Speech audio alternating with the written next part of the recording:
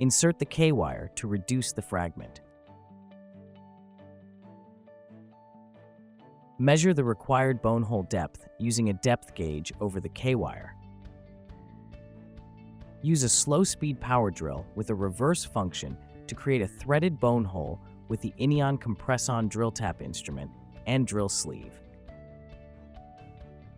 Flush the screw hole with sterile water or saline. Attach the screw to the screwdriver. Ensure that the screw head is fully inserted on the screwdriver tip up to the black line. Insert the bioabsorbable Inion CompressOn screw fully into the bone. Remove the K-wire. Inion CompressOn screw fully resorbs in 2 to 4 years.